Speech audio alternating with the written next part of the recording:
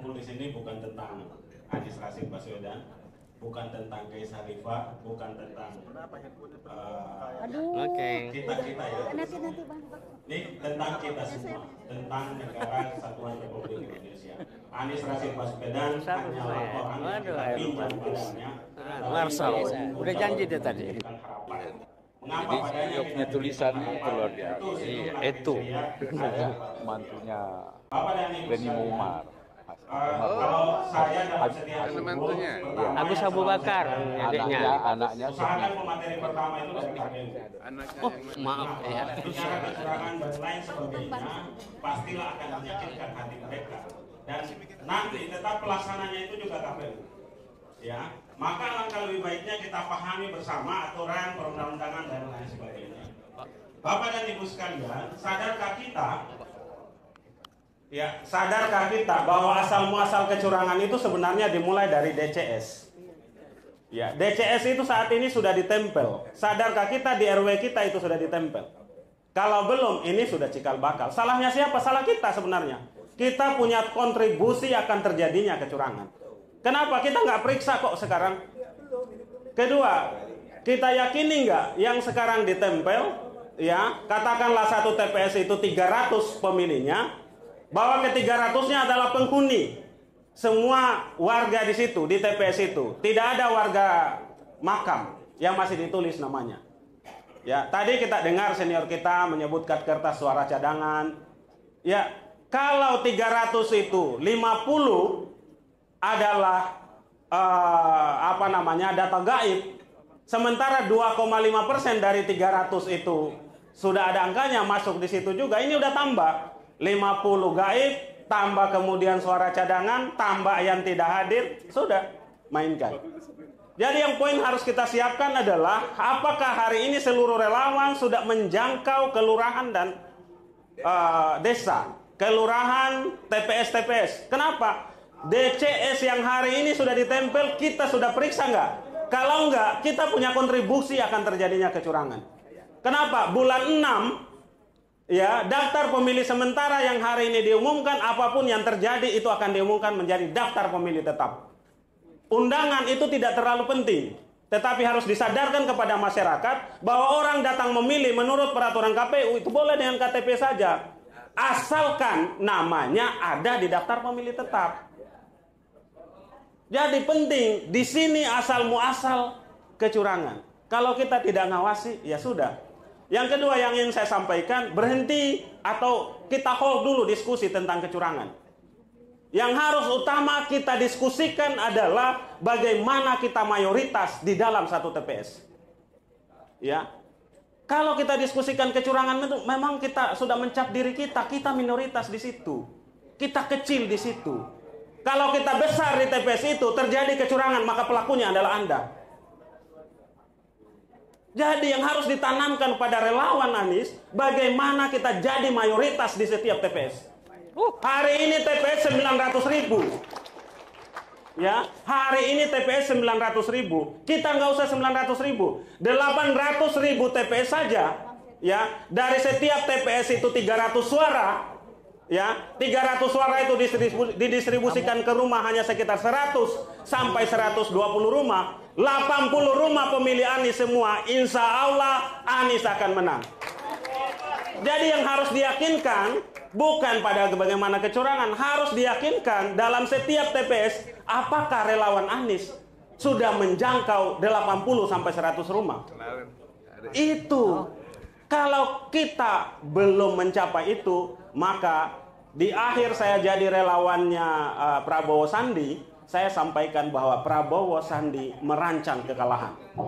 Bukan merancang kemenangan, merancang kekalahan. Apa? 1, presidennya Gerindra, wakilnya Gerindra, ketua tim suksesnya Gerindra, relawan yang paling dominan Pius Lusri Lanang dari Gerindra, saksi Gerindra. Jangan sampai terjadi di timnya Anies. Merancang kekalahan, judul saya di tahun 2019 kemarin, sebelum pengumuman kemenangan. Saya orang yang menghadapi preman di Jember bersama Rocky Gerung, silakan dicek. Ya, yang naik ambulan itu ada 3 orang, hanya orang belum mengenal saya, baru mengenal Rocky Gerung dan saya Dido yang naik ambulan. Padahal kalau dicek di media sosial itu 3 orang.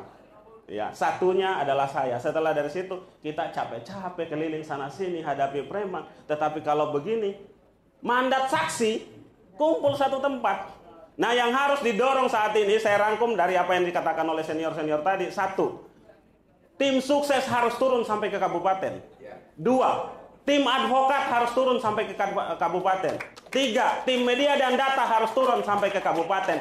Relawan harus turun sampai ke TPS. Dan saat ini saya sampaikan pasca 2021 Mei kemarin, pertemuan kita paling terakhir di Jakarta. Selanjutnya kita sudah harus ketemu di kabupaten-kabupaten, di kecamatan-kecamatan, di desa-desa, dan di kelurahan.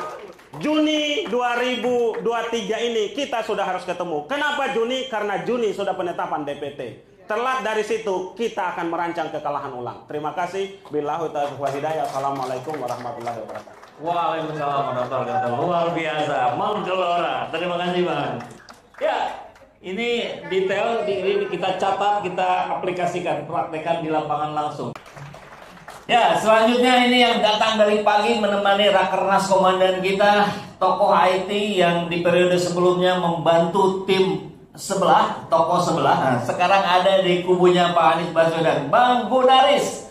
Waktu dan tempat dipersilakan Bang.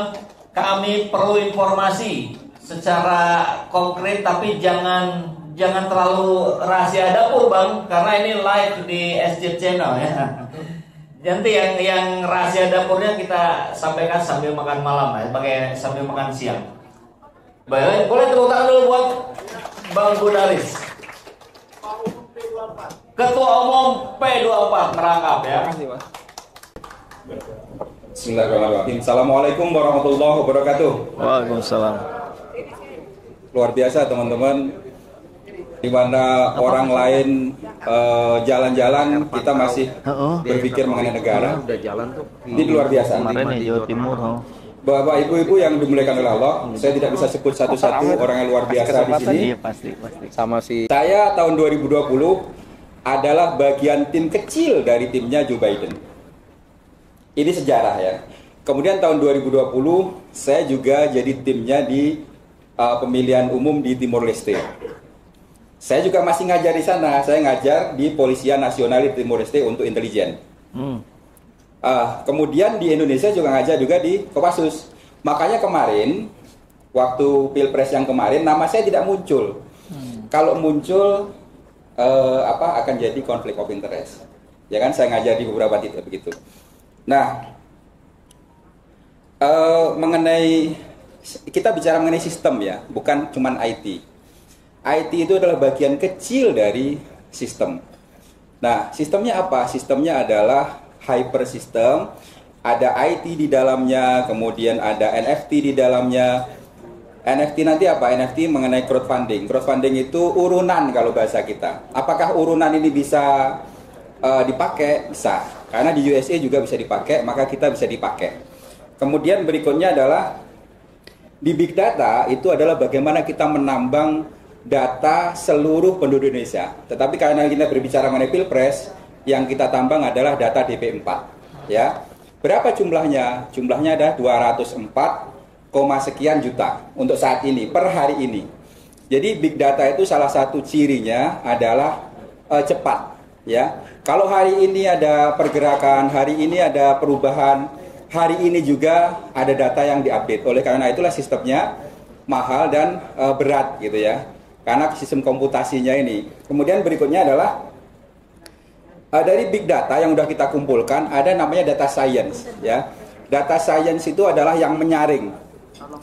Dari 205 juta orang ini berapa yang berumur sekian. Kemudian berapa yang berumur sekian dan berapa yang umur sekian. Berapa yang beragama Islam dan agama lain. Berapa yang punya pekerjaan ini itu. Kemudian ada juga di lokasi ini, lokasi itu. Makanya di big data kita, data dasarnya itu sudah ada titik-titik TPS beserta dengan lokasinya. Dan itu nanti akan disambungkan dengan apa? Akan disambungkan dengan titik-titik orang pendukung atau orang relawan yang punya militansi tinggi. Kita jadikan apa? Kita jadikan saksi luar, ya. Jadi orang-orang yang militansinya udah tinggi. Jadi militansi saya bagi menjadi 5 teman-teman ya.